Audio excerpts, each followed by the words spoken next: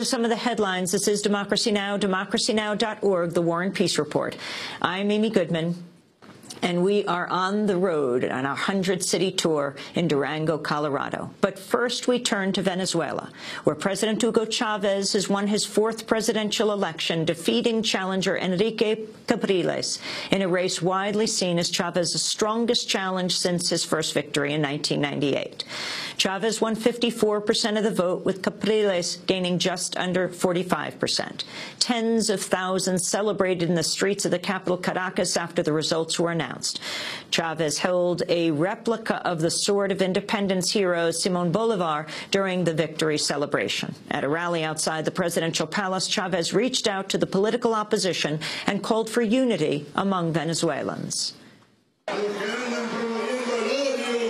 To those who promote hate, to those who promote social poison, to those who are always trying to deny all the good things that happen in Venezuela, I invite them to dialogue, to debate, and to work together for Venezuela, for the Bolivarian people, for the Bolivarian Venezuela.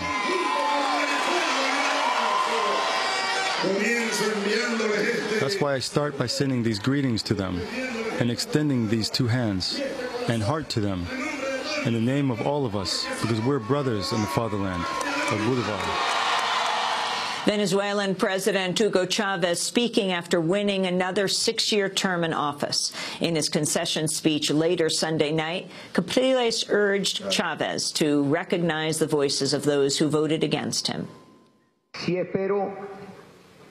I hope a political movement that has been in power for 14 years understands that almost half the country does not agree with it.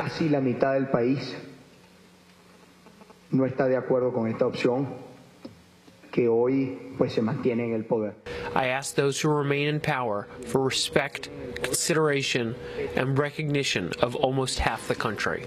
To talk more about the significance of Chávez's victory, we go to Caracas to speak with Danny Glover, American actor, film director, political activist. He's been in Venezuela as electoral monitor. Danny Glover, welcome to Democracy Now! Can you tell us what you have observed in this fourth election of President Chavez? Well, thank you, first of all, for having me on the show, Amy. I had the opportunity to witness something very extraordinary in this hemisphere, and certainly in Venezuela, an election that was very clean, an election that where people were greatly enthusiastic on both sides about the prospect of another 6 years.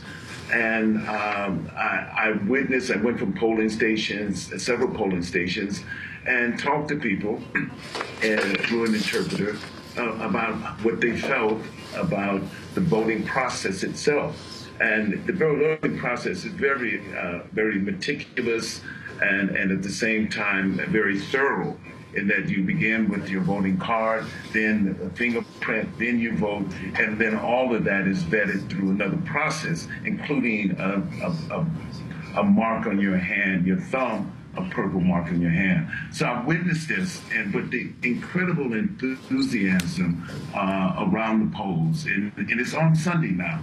It takes place on Sunday when there's not a great deal of traffic on the street, and people voted to this for that. And they don't sell liquor on Sunday as a result of the voting process as well. Danny Glover, why did you go down to Venezuela? And talk about where you have spent your time. Well, the first thing that the reason I came, I was invited by the Electoral Commission to come here and be an accompaniment or a monitor. But my relationship with Venezuela has been one in which it's been over the last 8 years. And even further than that, at the World Conference on Racism in 2001, I've met many African descendants in the region and had great discussions with them about the changes that were happening in the region and promoting more democracy, and perhaps understanding their own involvement. So through Trans-Africa Forum, we began to form these relationships, develop these relationships, which culminated in me coming to Venezuela in 2004, meeting with the Venezuelan Afro-descendancy groups there, and also meeting with the president. The president, certainly President Chavez, expressed his expressed that they had not included within the 1999 Constitution, looked out for, took into consideration the aspirations of Afro-descendants. And since then has promoted programs in which they've improved the lives of Afro-descendants. Well, during the day, we certainly, the election Sunday, we spent time here in Caracas. Then Monday, we went to the community of Barlavento, which is in Miranda State. President Capriles is where he's the governor of. The opposition leader is the governor of. We spent time talking to people and really understanding the real narrative around what this election means to people, poor people, people who have been affected by the changes that had happened during the time of this regime. People who have been affected by the changes that happened over the last 13 years. We talked people who talked about increased health care access, also increased education, also the building of cooperatives around chocolate, first of all, and also around bananas. And all of them expressed a sense of pride, a sense of also relief that President Chavez had been reelected. Danny Glover, I wanted to ask you about the comment of presidential candidate Mitt Romney. A day after Hugo Chavez won re-election, the Republican presidential nominee criticized the Obama administration for allowing Chavez to expand his influence in the region. And here in our own hemisphere, where our neighbors in Latin America want to resist the failed ideology of Hugo Chavez and the Castro brothers and deepen ties with the United States on trade and energy and security. But in all these places, just as in the Middle East, the question is asked, where does America stand? That was Mitt Romney. Danny Glover, your response. Of poverty in the area, as much as 40%, near 40% over the last 13 years here in Venezuela. But that is experienced all over the region. And part of it is associated with the integration. But once you get out in the field, you begin to talk with people who had worked their way, and not cash handouts, but worked their way out of poverty. And that's the real story of the achievement, not only in Venezuela, but in other places as well.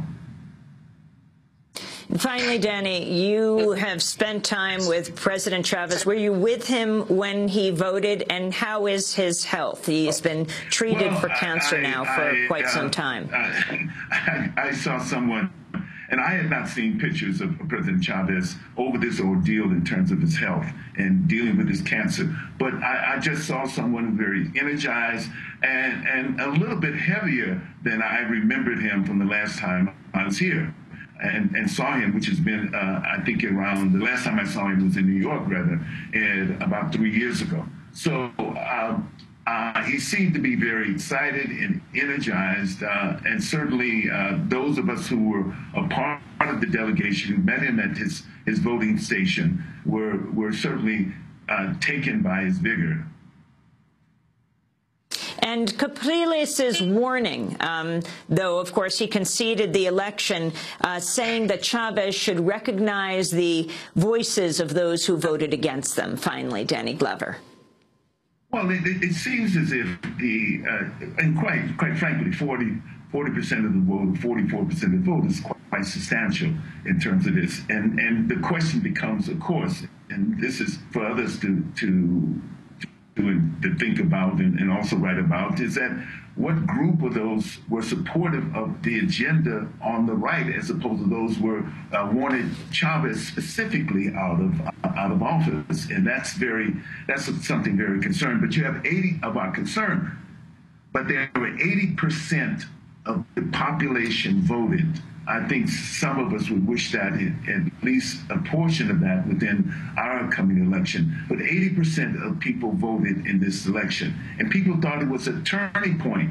It was a turning point for what the administration has attempted to do over the last 13 years. So his certainly the question as I listened to his own remarks on his concession speech, the fact that he kept pointing to the fact that there's a large number of people, a great number of people, nearly half the population, as he expressed, that voted against what the regime has had. But it's simply in looking at his platform, so certainly he adopted a great number of the platforms, the anti-poverty platforms that have been adopted over the last 13 years. No one would suggest that these platforms or the programs that fail. Greater access to health care, better health care, education, the number of young people in school and university has doubled over that period of time. No one would argue with that. So it seems as if the people who represent the opposition, and it's not certainly, this is my generalization, maybe in some sense feel that they're building toward an eventual turn of events that would allow a more adjusted sense of what change should be, or what prosperity should be, and where that should be, and whose hands it should be in. The reason we know want to thank you very much. The changes that have occurred over the last 13 years is that the state has been able to take over the public sector, primarily the resources in oil, which are abundance and everything else, and been able to use that to eradicate poverty. So those are the real things. I think that because of the situation in the region itself and the integration in the region, we may find that certainly President Chavez and those who are reelected will really create a new page in this history of this region. Danny Glover, I want to thank you very much for being with us. American actor, director, and activist. He was in Venezuela as an election monitor, speaking to us from Caracas. This is Democracy Now!, democracynow.org, The War and Peace Report.